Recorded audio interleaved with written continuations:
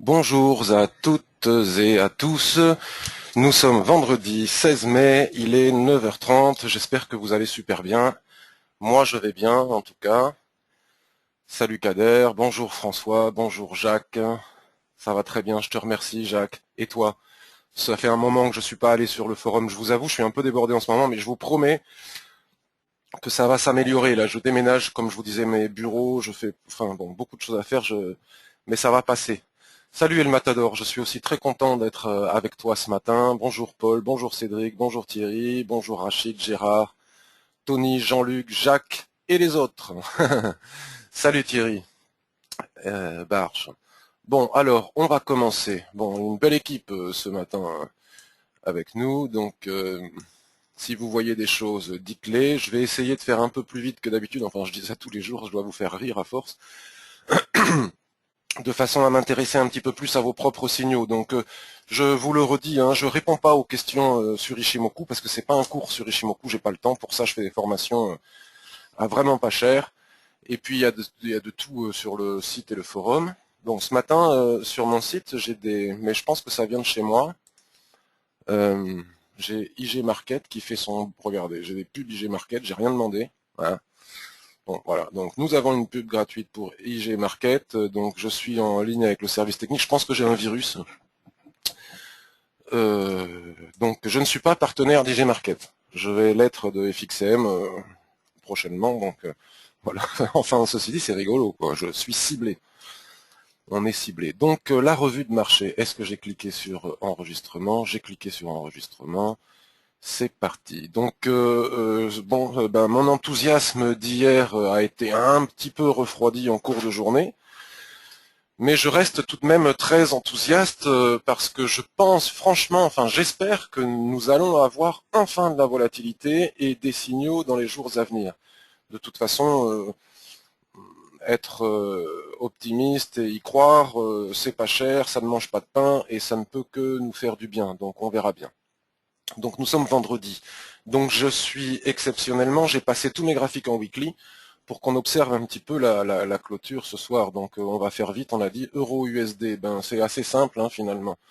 Euro-USD reste très haussier, mais n'arrive pas à casser sa résistance majeure des 1,3950-60. Elle est à combien cette ligne là? Je bouge mon machin.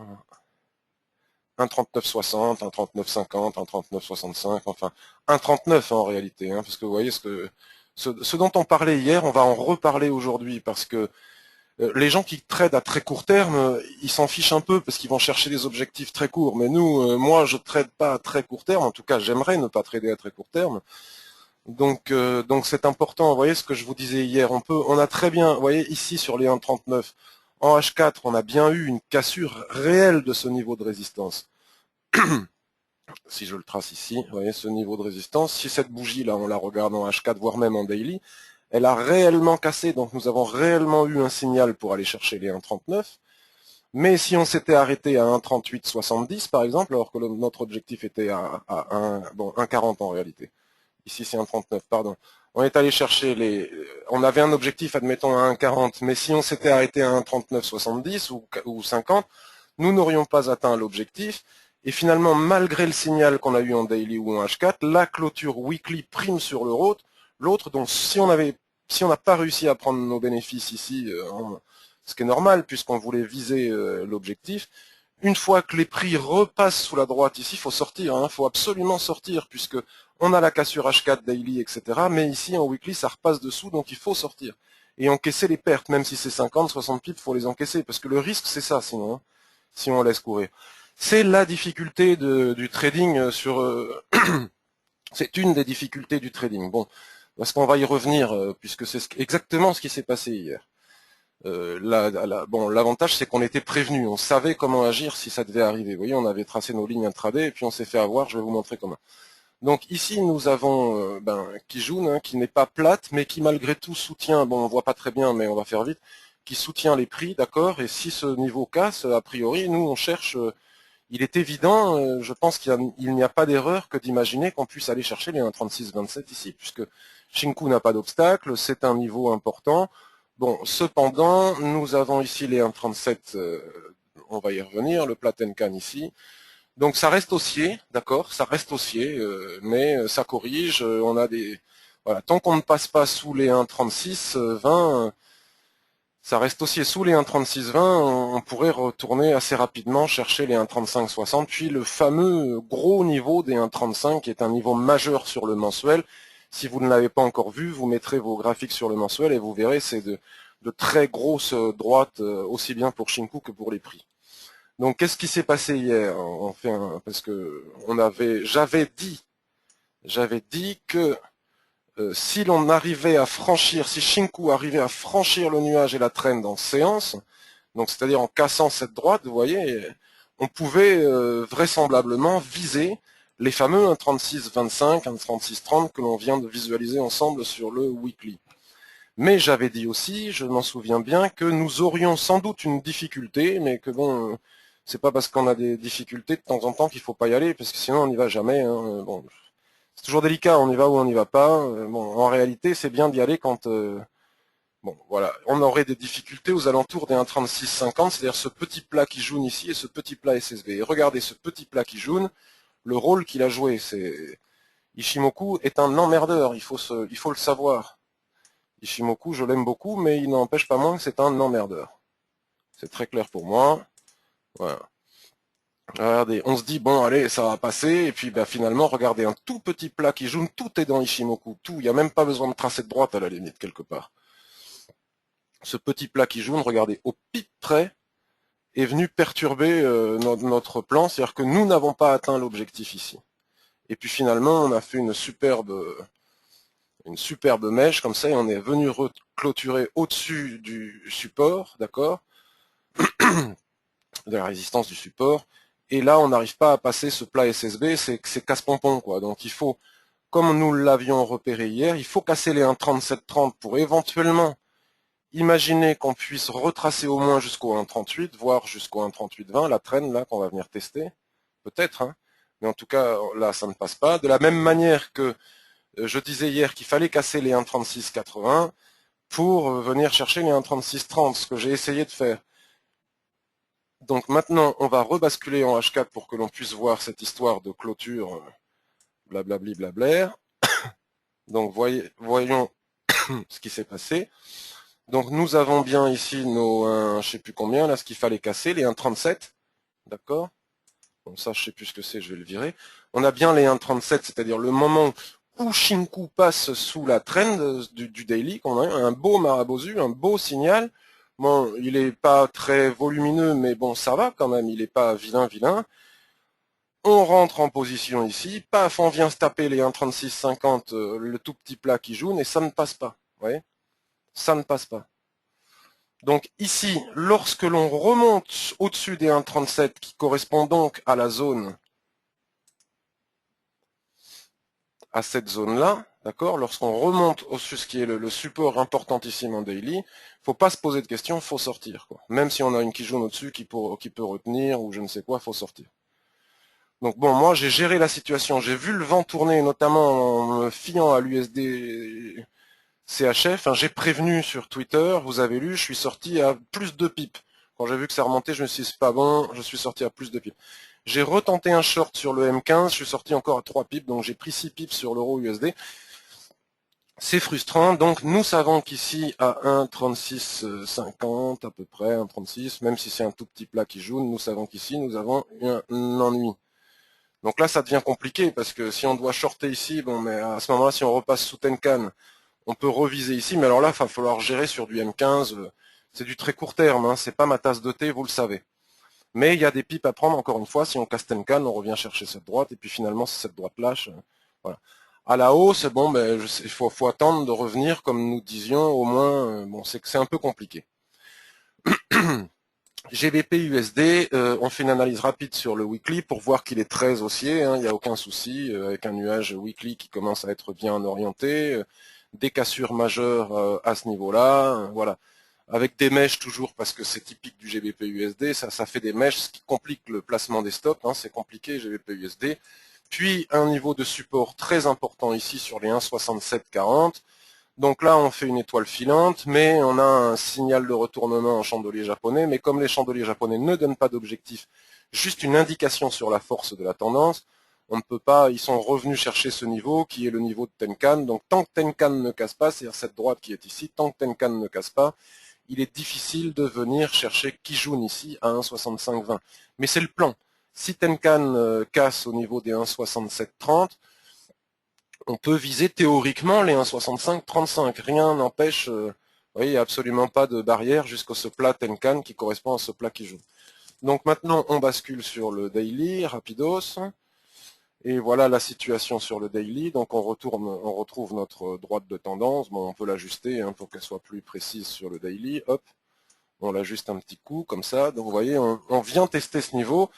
Et même si on casse ce niveau, derrière, vous voyez, il y a plein d'autres niveaux. Il y a ce plat Tenkan daily, il y a ce plat Kijun. Bon, il faut vraiment attendre de passer sous le nuage pour vraiment commencer à savoir qu'on change de tendance. Et puis on pourra à ce moment-là tracer une droite et relier 3 points.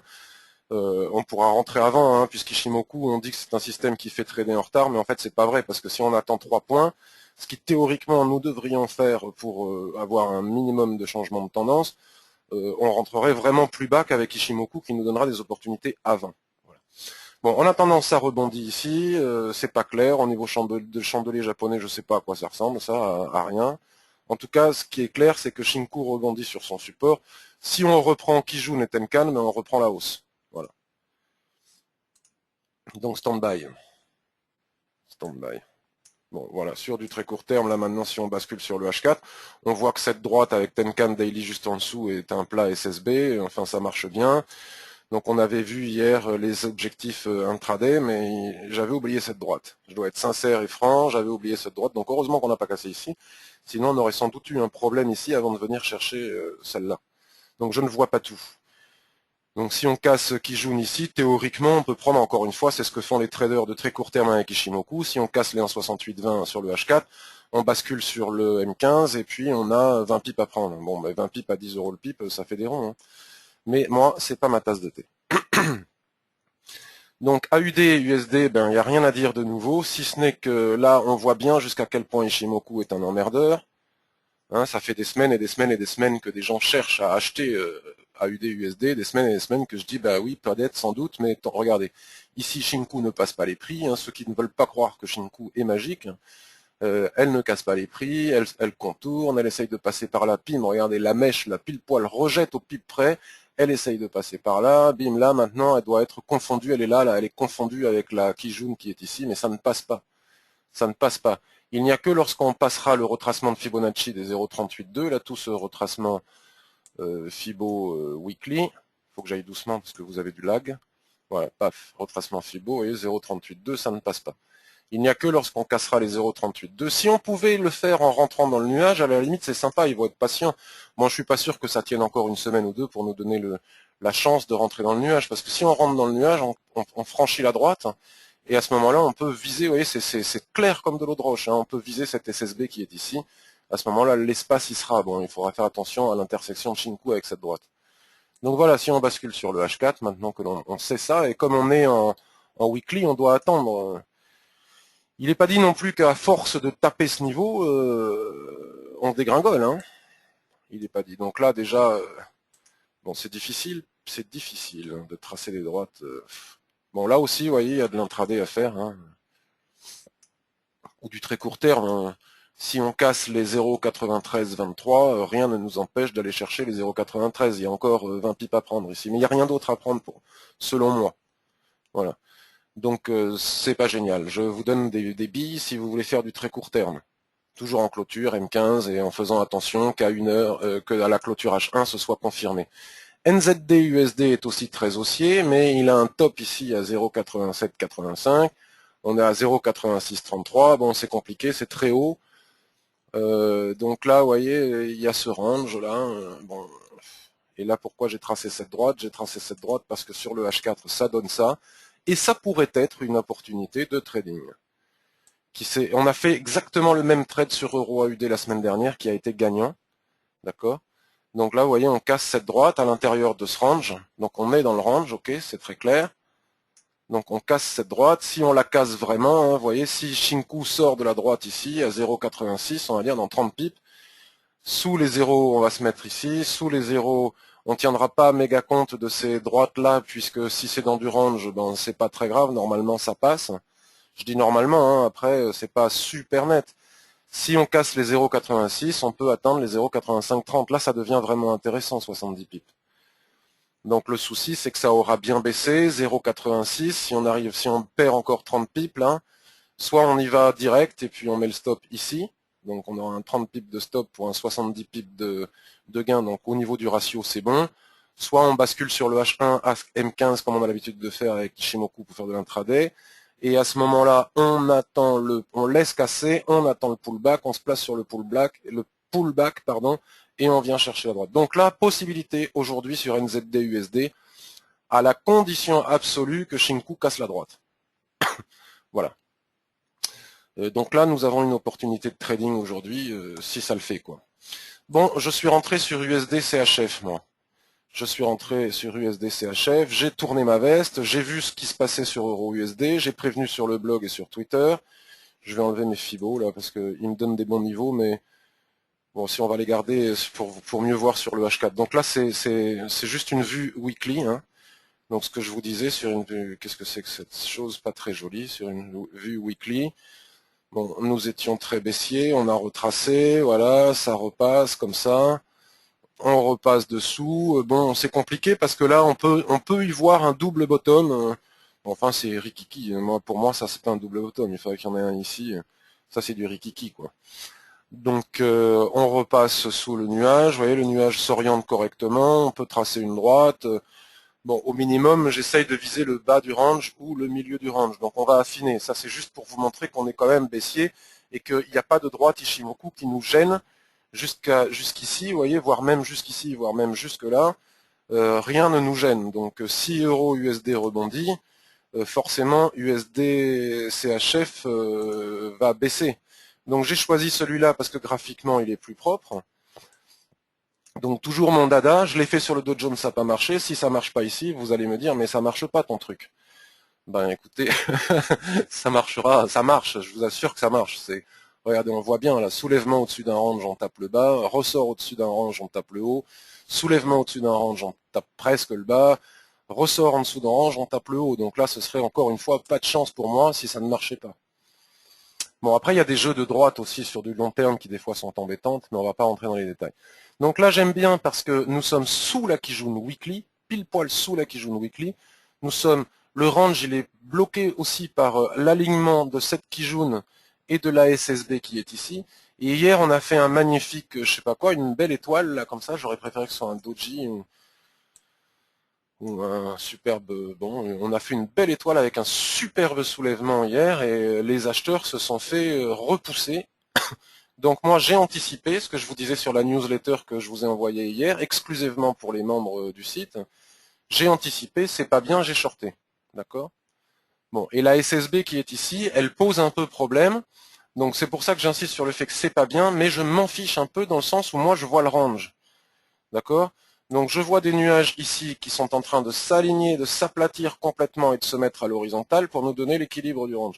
Donc soit j'ai tout faux, et à ce moment-là je sortirai vite, soit j'ai tout vrai. Là pour le moment mon stop est placé ici, il est très élevé, c'était pour me protéger hier de la volatilité. Mais très rapidement, je vais le rabaisser au-dessus de la SSB ici. Normalement, je devrais le mettre au-dessus de la mèche. Et je ne risquerai pas grand-chose pour un ratio maximal, parce que je peux atteindre au moins l'équilibre. 0,8840, je suis rentré à 0,89, donc je peux atteindre ici une soixantaine de pips, si tout va bien. Puis si je laisse courir, je peux atteindre 0,8720, ce que je vais essayer de faire. Bon, ben voilà, pourvu que ça marche. USD JPY sur le weekly, donc USD JPY sur le weekly pour vous montrer que bon voilà, il n'y a rien à faire quoi. Hein. On est toujours dans un marché non directionnel, donc avec des directions de long terme, mais là ça fait 1, 2, 3, 4, 5, 6, 7, 8, 9, 10, ça fait 2 mois et demi, et 2 mois et demi qu'on est entre les 103,28 et les 101,32, 200 pips de range en 3 mois, c'est rien quoi, c'est bien la démonstration qu'en ce moment, le marché est très difficile à trader puisqu'il n'y a pas de tendance comme on peut le voir à peu près partout. Ça ne casse pas vraiment. Parce que si reviens sur Euro USD, ben on a vu que ça n'a pas cassé vraiment. Si je viens sur GBP USD, on a de l'espoir, mais ça ne casse pas vraiment. AUD USD, on attend depuis des semaines et des semaines que ça casse ici, ça ne casse pas, mais en même temps, ça ne dégringole pas non plus. vous voyez, c'est quand même très long et c'est quand même très dur à trader ce genre de situation. NZD, USD, regardez, il se passe rien. USD CHF, ben vous voyez, là je suis sur le daily, donc là depuis le 21 février, jusqu'à aujourd'hui, qu'on le veuille ou pas, je ne sais pas pourquoi des gens ne l'acceptent pas, mais depuis le 21 février, on peut me raconter double bottom ou pas, la vérité vraie, la réalité factuelle, c'est que on est dans ce rectangle, il n'y a pas de tendance. C'est pour ça que autant de gens perdent de l'argent en ce moment et que c'est si difficile, parce que ça fait appel à notre capacité de patience. Donc USD JPY, ben, tant qu'on ne casse pas, je dirais même là qui joue ici les 101, ben, il n'y a rien à faire. Et tant qu'on ne casse pas les 103, il n'y a rien à faire. Et on ne peut même plus trader ce range, puisque regardez, ça devient minable. Ça devient minable. On n'arrive même plus à aller en haut, il n'y a plus de volatilité. On abandonne totalement, danger maximal à trader ce machin, quoi. Par contre, si ça casse ici en dessous, c'est super parce que ça va nous donner des opportunités sur USD/JPY, mais ça va surtout nous donner des opportunités sur les autres paires en yens. Là, vous voyez, j'ai NZD/JPY. Là, si ça casse ici, j'ai des opportunités. GBPI/JPY, c'est super. Ça baisse, vous voyez, mais ça n'y arrivera pas. On n'arrivera pas à baisser si USD/JPY ne casse pas. Donc, pour le moment, je ne le regarde pas. Euro/JPY, voilà, on fait des plans sur la comète, mais voilà. Il faut attendre. Le Dow Jones, j'ai adoré avoir un exemple réel, vivant de ce que l'on lit dans les livres de Monsieur Nisson, que j'adore, c'est parmi mes meilleures lectures. J'adore les chandeliers japonais, vraiment. J'en parle pas beaucoup, mais c'est vraiment quelque chose qui me fascine. En plus, je trouve ça extrêmement poétique, tous les petits noms qu'ils leur ont donnés, donc j'aime beaucoup. Donc là, je vais pas recommencer, je vous l'ai expliqué dans la newsletter. On a un superbe exemple des chandeliers japonais avec Marabozu de fin de tendance, étoile du soir, dégringolade, cassure de Tenkan, et maintenant on attend de casser les 16 427, et on vient chercher au moins les 16 323, et les 16 050 sont en ligne de mire. Donc je l'ai un peu mauvaise quand même, parce que j'avais bien, toujours mes histoires de soulèvement et ressort. J'étais rentré sur soulèvement ici, et c'est ce coquin de Marabozu de fin de tendance qui est venu me faire perdre mon trade. Alors que ce n'est peut-être qu'un barreau d'honneur. Bon, on n'en sait rien encore, hein. En même temps, il faut faire attention parce que depuis le temps qu'on les voit s'écrouler, les indices, et qui ne font que monter, c'est chaud. On a une indication supplémentaire sur l'US 30 qui, à mon avis, est cruciale.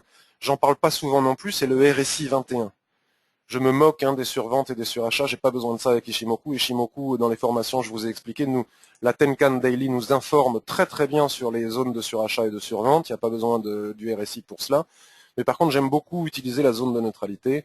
Et donc là, on voit qu'on est sur un support très important qui correspond pile poil à la zone de neutralité, vous voyez, au pic près. Donc si on la casse, la zone de neutralité, je donne pas cher de l'US 30. En tout cas, il est même pas question de remettre en cause la tendance extrêmement haussière. C'est pas parce que on corrige jusqu'ici que, mais enfin, nous, ça nous donne 500 pips. Donc je disais à Cédric hier sur Twitter, reste en position, laisse courir, tu as une opportunité de gagner beaucoup d'argent ici, et puis si jamais ça venait à être invalidé, à ce moment-là, tu sortiras, tu gagneras 40 ou 50 pips de moins que prévu, puisqu'il y aura du retracement, mais franchement, ça vaut le coup d'essayer de viser le bas, quoi, ou au moins le milieu ici. Si on est rentré, bon, moi je suis pas rentré, puisque je disais, il faut au moins, malgré le retournement en signaux japonais, on ne traite pas avec les signaux japonais, c'est une information. Donc si on respecte Ishimoku, ok, on rentre dans le range, il faut au moins casser Tenkan. Tenkan a cassé en force, donc on ne peut pas rentrer maintenant, il faut attendre un pullback pour pouvoir rentrer. Mais il y en a qui sont rentrés ici, là, qui ont eu le culot de le faire, et bon, mais super, mais si on a eu le culot de le faire, il faut rester jusqu'au bout. Donc cela nous donne aussi forcément des informations sur les indices européens. Comment s'appelle-t-il? Le DAX. Le DAX, déjà, si on relie les pics de Shinku, là, c'est sympa parce qu'on voit qu'on a, vous voyez, ici, on a un point haut, donc là, ça nous donne notre résistance horizontale. Voilà. Les pics de Shinku, ils sont utiles pour relier des droites, puisqu'ils nous permettent d'avoir des droites plus droites, puisque quand on relie plusieurs points, il est plus facile de tracer des droites. J'ai appris ça à l'école primaire. Donc, comme ils sont le reflet de la clôture des prix 26 périodes en arrière, c'est sympa de tracer des droites à partir des pics de Shinku. Donc là, ce que l'on peut constater sur le DAX, c'est sur le weekly toujours, puisqu'on est vendredi, c'est qu'il reste très très très très haussier, mais qu'il est coiffé par cette droite. Vous voyez, ça ne passe pas, on est en train de faire un soulèvement weekly. On est en train de faire un soulèvement weekly qui, théoriquement, selon la technique des chandeliers japonais, est un signal de vente. On n'est pas obligé de vendre, on peut attendre des confirmations, nanani, nanana. En tout cas, ça ne passe pas, vous voyez. Et si les indices américains baissent, le DAX et le CAC baisseront. Donc comme ça va quand même relativement vite, le DAX, Vous voyez, ça chute vite, quoi. Là, on est en train de travailler la Kijun, c'est pas mal. Si on re-rentre à l'intérieur de ce rectangle, c'est bingo. Je pense qu'on pourra aller jusqu'ici, il faudra casser ça jusqu'ici, puis voir, reprendre le bas du... Bon, ça va pas y aller en ligne droite, hein, on va avoir des replis sur lesquels on pourra se placer. Mais comme il y en a un dans la bande qui est un mou, comme il y en a un qui est un mou, j'ai choisi le mou puisque j'étais en retard, c'est Pepper 440. Voilà, donc là aussi j'ai informé sur Twitter, etc. J'ai vu ce qui se passait chez les Américains, sur le DAX, etc. Je me suis dit merde, je veux pas rater ça. Mais bon, je peux pas rentrer sur les autres puisqu'on va pas, on rentre pas sur accélération baissière. Je me suis précipité sur Peppermou, sur le CAC 40 qui va pas très vite, qui donne moins de pips, mais en même temps qui fait moins peur puisqu'il est moins volatile, donc on peut sortir plus vite. Bon, la chance veut que je suis pour le moment à 46. Donc l'analyse weekly me semble sympa comme tout, puisque ce que l'on peut viser, c'est le contact de Shinku avec la trend, puisque il faut Ichimoku, c'est une histoire de regard, de visuel. Ouais. J'explique pas tout hein, dans ces revues de marché, mais il y a tellement de choses à dire. Donc on voit bien que cette trend est extrêmement pertinente dans cette magnifique tendance haussière qui est vraiment belle. Hein. Là, regardez comme Kijun soutient bien la tendance. Là, quand on viendra peut-être taper Kijun au niveau de la bande ici, ça sera peut-être une opportunité de se replacer à l'achat. En tout cas, si ça casse ici, ça va faire mal. En tout cas, ce que je voulais vous montrer, c'est que Shinku rebondit parfaitement bien sur la trend, sur la borne haute du canal haussier ou sur les prix. Regardez, regardez magnifique, hein, magnifique, magnifique. Donc à la limite, on pourrait presque viser. C'est une autre manière de fixer un objectif avec Ishimoku. Lorsque l'on a des récurrences comme ça, que l'on observe des choses qui se passent bien, il faut les mettre à profit avec Ishimoku. C'est aussi ça, Ishimoku. Des fois, Kijun ne soutient pas bien les prix, mais parfois on a des tendances où elle soutient parfaitement bien les prix. Donc lorsque l'on observe ça, on n'hésite pas, on rentre sur le contact avec Kijun. Là, on observe ça. Donc ici, ça pourrait être l'objectif. Donc on voit à peu près 4400. Normalement, ça devrait venir taper aux alentours des 4400. Et c'est très intéressant parce que si on se met sur H4, alors elles sont où mes étiquettes? Alors attendez, parce que j'avais mis des jolies étiquettes, c'est pas pour les enlever. Hop, hop. Donc si on rebascule, à chaque fois je veux faire court et je ne sais pas faire court, il va falloir que j'apprenne à faire court. Bon, ben voilà, j'ai enlevé mes étiquettes, c'est dommage. Ce que je voulais, ah ben les voilà. Exactement la même config que vous avez vu que sur NZD, USD, voilà. Donc on a dit Shinku sur le weekly allait venir taper aux alentours des 4400. Enfin, j'espère qu'elle va le faire. Et donc là, nous avons le range H4, vous voyez, entre 4005 et 4004. C'est clair comme de l'eau de roche. Voilà. On avait une trend ici qui pouvait un petit peu nous embêter. Hein, vous voyez, comme quoi en range, même les trends lâchent. Bon, là, ça n'a pas lâché. Hein, il faut attendre 11 heures pour savoir si ça a lâché. Mais ce serait super, quoi. Je serais très content parce que ça me ferait une centaine de pips. Voilà. Donc 4410, vous voyez, correspond exactement au contact de la Shinku sur la borne haute du canal weekly. Et si on casse ici, la prochaine zone de support importante, c'est 4320. Voilà. On peut observer qu'au niveau du RSI 21, on a cassé la traîne haussière. Et comme je vous le disais tout à l'heure, les prix ont, le RSI a cassé la zone de neutralité. Donc s'ils viennent se replacer ici, c'est une nouvelle opportunité de shorter. Bon voilà, tout ça on l'avait vu hier et on savait que nous pouvions faire ça. On l'avait déjà vu lors de la revue de marché précédente. Donc maintenant je vais essayer d'accélérer. Attendez, je regarde si j'ai pas de coupure de son, si tout le monde est là. Voilà, tout va bien. Ouf. Trop peur. On va accélérer, donc on va se placer sur le SP500 pour voir qu'il s'est passé exactement la même chose que sur le Dow Jones. Donc on a eu le marabousu de fin de tendance, l'étoile du soir et la dégringolade. J'ai adoré ça. Je vais le mettre dans mon bouquin puisque ça c'est pas tous les jours qu'on a un si bel exemple. GBP AUD, on en parle souvent, on est en weekly, donc puisque nous sommes vendredi, on regarde et on regarde que c'est compliqué, on peut viser les 1,7910, c'est tout. 1,7910, c'est la limite que l'on a ici. Vous voyez, c'est facile. Hein. Et puis on a une autre limite à 1,79. Bon là, je laisse tomber pour le moment le GBP AUD, même si c'est pas mal. Hein. Là, on est en train de faire une étoile sur la traîne, mais bon... attendez, je laisse tomber. Peut-être que je ne devrais pas le laisser tomber, je dis ça. Des fois, je suis sectaire avec des paires, je sais pas pourquoi. Donc, paf, paf, retracement sur la trend. Vous voyez, encore une fois, une étoile sur la trend sous un nuage, c'est pas rien. Hein. Je vous invite à vous intéresser au chandelier japonais. Voilà, donc là, on remonte jusqu'ici. J'ai pas de vision, je sais pas pourquoi, je le sens pas. J'ai pas de vision sur le GBP AUD. Voilà. Shinku repasse au-dessus ici, sous les prix, ça me plaît pas. Allez hop, à dégager. L'US dollar, c'est intéressant pour la suite. Hein, vous voyez, il est sous sa trend là, comme ça. Il bataille ici le nuage sous la trend. Bon, il faut pas que ça casse hein, pour mon USD CHF. Mais l'USD CHF, j'irai pas jusqu'au stop. Je veux pas reperdre à nouveau un trade. Je fais pas un bon mois de mai. AUDNZD, bah, toujours dans ce rectangle. USD CAD, sympa aussi, avec des possibilités. Hein, on l'a déjà vu hier. Hein, trader si on casse qui jaune, mais on la casse toujours pas. Hein. Si on casse qui jaune ici, on a tous les paliers pour trader en très court terme. Vous voyez, tac, on vise ce palier, on vise ce palier. Si on fait du long terme, on vise au moins jusqu'ici, quoi. Le contact au moins jusqu'ici. Voilà, le RSI est en train de s'approcher de sa zone de neutralité qui devrait correspondre plus ou moins à cette zone ou à celle-ci. Voilà, USD FKD, EuroCAD, ben, c'est la même chose. Hein. EuroCAD, voilà, hein, hier il nous a donné aussi des signaux intraday mais qui n'ont pas été confirmés en clôture. C'est pareil, hein, il faut casser cette zone, quoi. Si on casse cette zone, après il va falloir que Shinku traverse les prix et donc c'est pas top, top, top. GBP NZD complètement bloqué ici, hop. Euro AUD. Alors Euro AUD, il nous en a fait de bien bonne lui aussi hier. Donc selon moi, on peut viser jusqu'ici, hein, parce que Shinku n'a pas d'obstacle, vous voyez, jusqu'ici. Bon, il faut casser cette zone. On l'a cassé, puisque là on est sur le weekly, on l'a cassé en H4, et hop, on est remonté par-dessus, j'ai perdu 15 pips. Voilà. Le silver weekly, bah, c'est très très très très clair. Il y en a qui veulent l'acheter, mais il est très baissier. Donc on imagine ici des doubles tops, des triples bottoms, je veux dire que ça, bon, mais bon, c'est des petits ranges après des cassures, c'est tout. Hein, on casse, on range, on casse, on range, on casse, on range. Donc tant qu'on ne repasse pas au-dessus du nuage, il n'y a pas d'inversement de tendance, quoi. Sur le weekly. Je dirais même plus que si on casse les 18,90, bye bye le silver. On se retrouvera ensuite aux alentours des 17 et puis des 15, on l'avait déjà vu, mais pour le moment ça ne bouge pas. Vous voyez, ça ne bouge pas. Le gold, c'est exactement la même chose.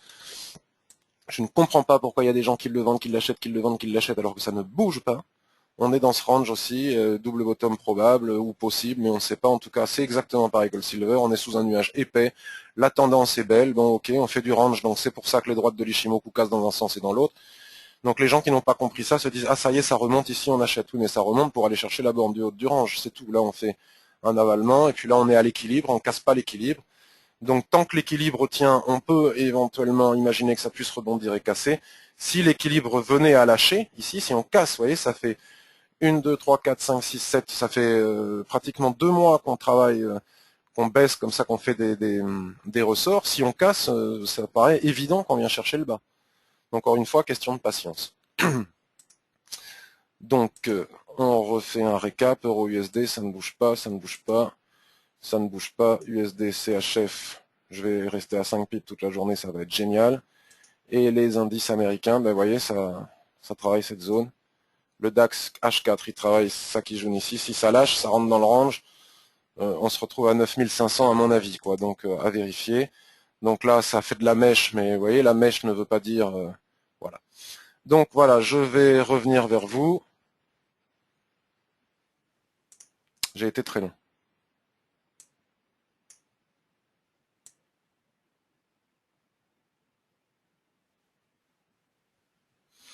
Vu les mouvements en ce moment, je privilégie le scalping, me dit Paul. C'est très rémunérateur et ça permet de rester très peu de temps sur le marché. C'est parfait, c'est super, Paul. Si tu aimes ça, si tu sais le faire, si c'est rémunérateur pour toi, tu as raison. C'est super. Là, je viens de scalper le DAX en long et je viens de prendre 18 points à 25 € le point sur le futur. J'ai fait la moitié de ma journée. Félicitations, vraiment bravo. Excellent. Gérard, bonjour. Même si l'on fait du swing trading, en cas de retournement, ne vaut-il pas mieux prendre ses bénéfices plutôt que d'attendre que le prix revienne sur la cassure de la ligne de tendance qui a généré l'ouverture du taux? Non, parce que si tu fais du swing, il faut que tu acceptes les respirations du marché. Si à chaque fois que ça remonte dans le sens inverse de ton trade, tu sors, tu gagneras jamais beaucoup d'argent et tu encaisseras plein de petits gains et peu de grosses pertes et c'est comme ça qu'on crame son compte. Après, il y a des signaux d'invalidation qui permettent éventuellement, comme je l'ai montré tout à l'heure, de sortir avant d'atteindre le stop, bien sûr, mais pas à la moindre respiration du marché. Euro USD, je t'avais mis en garde hier matin, François. Merci beaucoup, François. 4 fois 40 pips, tu as gagné, c'est génial. Félicitations, François. Quand on fait du swing trading ou weekly, est-il judicieux de placer un trailing stop bien ajusté, nombre de pips suffisant, afin de protéger les bénéfices en cas de retournement? Oui, on peut utiliser des trailing stops sur seuil, mais tant qu'on ne casse pas un seuil, non, c'est un peu l'équivalent de la pyramidalisation. C'est-à-dire que si ça baisse et que ça remonte sur, tu peux remettre tu as ton prix, ton stop par exemple au-dessus d'une Kijun, si ça baisse et que la Kijun baisse, et qu'elle fait un nouveau palier, tu déplaces ton stop au niveau de la Kijun. Bon, le trailing stop, le problème du trailing stop, c'est que il prend les bruits du marché. Si on fait une mèche et que finalement on clôture sous ton stop, t'es sorti. De la semaine, je n'ai fait qu'un seul trade, c'est hier, positif, mais un seul trade. Bravo Yves, c'est super. Existe-t-il un livre en français sur Ishimoku? Oui, il en existe un. Stoppé à 130 dans la nuit, Cédric. Sur quoi? Sur quel... Ah, si tu as pris 130 pips sur le Dow Jones. Ben, c'est bien. J'étais à 170 pips vers 23 heures. J'ai abaissé mon stop pour assurer mes 130. Bah voilà, Cédric répond un peu à la question précédente. J'étais à 170 pips vers 23h30. J'ai abaissé mon stop pour assurer mes 130 pips, stoppé dans la nuit. Il faut accepter que le marché respire. Il faut l'accepter, les gars. Sinon, vous ferez pas de swing trading. Voilà, il faut que vous restiez dans le scalping. Mais le scalping, c'est hyper dur et moi, j'y crois pas des masses. Quand on trace une... Bon, mais ceci dit, 130 pips, c'est super. Il faut faire un sourire, il faut être content. Il faut pas voir ce qu'on n'a pas gagné, il faut voir ce qu'on a gagné. Quand on trace une droite de tendance, on se base sur le corps des chandeliers ou sur les mèches. Moi, je me base sur les mèches. Bonjour Bruno, je n'étais pas venu depuis un certain temps, impossible de savoir comment entrer sans revenir sur plusieurs journées en arrière pour trouver le lien. Un nouveau ne trouve pas le lien à mon avis. Ben, je le mets tous les jours sur Twitter et tous les jours sur le blog et tous les jours dans les billets, dans les commentaires des billets et de temps à autre sur la newsletter. Donc bon, je peux pas faire mieux. Est-il possible de superposer deux unités de temps de façon à avoir directement une vue plus globale sur la situation? Tout à fait possible avec la TS2. C'est parfaitement bien expliqué sur le forum avec des membres qui ont expliqué ça en détail. Bonne journée Jean-Luc qui est parti. Les volumes antiques donnent-ils une information importante sur le Forex ou les indices? Oui, mais uniquement l'information de ton broker, puisque c'est pas un marché centralisé, donc décentralisé, donc ça se discute. Il y a des gens qui n'apprécient pas du tout. Moi, je trouve que ça marche très bien aussi avec le Forex et les indices associés. GBP Yen, ben, tant que l'USD Yen ne fait rien, on ne regarde pas, je ne regarde même pas les autres paires en Yen. Quand je scalpe les futurs avec Ishimoku, je suis en UT 5 minutes, 1 minute et 12 secondes. Et quand je fais du day trading, je suis en 15 UT et 1 minute, nous dit Paul. Parfait. Voilà, ce qu'il faut, c'est trouver chaussures. Bonjour, traites-tu le pétrole? Pas du tout, je supporte pas de trader le pétrole, c'est trop volatile, je n'y arrive pas. Et c'est aussi pour ça que j'aime pas beaucoup les paires en CAD. Non, tu n'es pas très long dans tes webinaires, me dit Yves, car il faut penser au lag qui détériore la présentation. C'est ce lag qui détermine la vitesse de présentation. Ben voilà, c'est la Shinku de l'Internet. Elle est décalée de 26 périodes. Quand sortiras-tu ton livre sur Ishimoku? Dans quelques mois, un an à peu près, je sais pas. Je suis pas pressé, je veux essayer de faire un truc bien, donc je suis pas pressé. Je suis short depuis hier sur Lucassin. Je l'ai pris à 6800, j'ai baissé le stop, qu'en pensez-vous? Mais je sais pas parce que je ne regarde jamais Lucassin, mais je regarderai tout à l'heure et je ferai un post sur le forum. Je sais pas si tu as accès au forum, Rachid, je ferai un post sur le forum sur Lucassin. Sur euro-dollar, pré-signal en short. Target possible.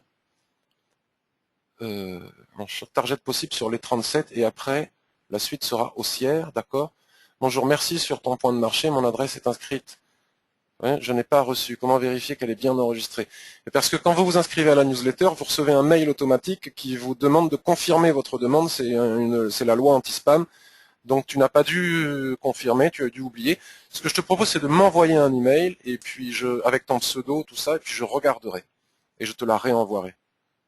Peux-tu donner le titre d'un livre en français sur Ishimoku? Oh, ben, en cherchant sur Amazon, tout ça, tu vas trouver.